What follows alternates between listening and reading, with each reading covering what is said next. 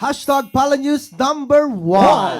Muling naragdagan ang bilang ng mga lawyers and staff ng Public Attorney's Office matapos maisagawa ang 3-day orientation and oath-taking ceremony.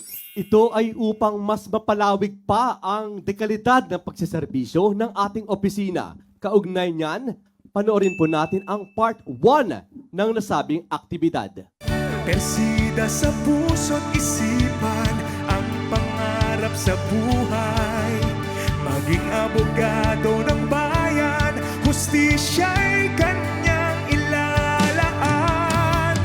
Sa kamay ni Persida, kabutihan ang ilalaan.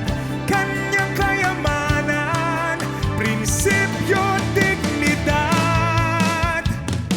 Persida Acosta, abogado ng masa. Persida Acosta, lingkod ng bayan. Persida may takot sa Diyos, nagmamalasakit sa kapwa. Persida Acosta, sama-sama't magkaisa, tulungan ang naaapi. Katotohanan at katarungan, Persida tunay na kasanggap.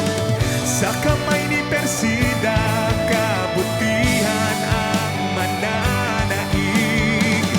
Kanyang kayamanan, prinsipyo, dignidad.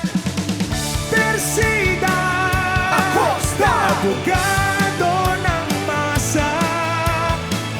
Persida Acosta, lingkod ng bayan.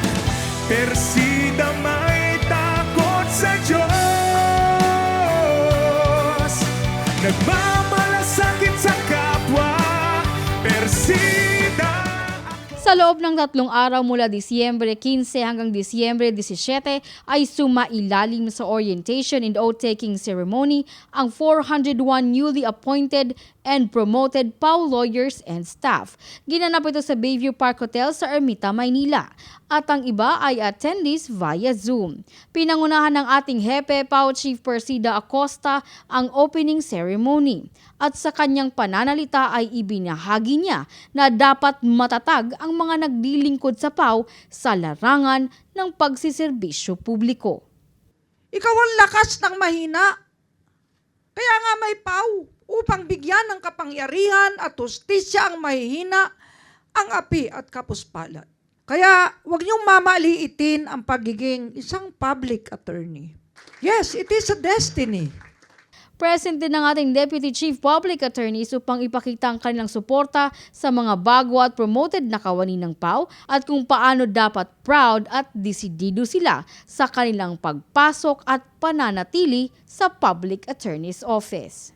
Gusto ko lang i-emphasize na you are in a unique institution. No? You are because you already had your oath. No? Kasi ang Public Attorney's Office is actually unique in the world for many reasons. And one of them is we cover the whole of the Philippines. No? Secondly, walang Public Defender's Office throughout the world na merong organic na forensic laboratory. Tayo lang po yung meron na yon.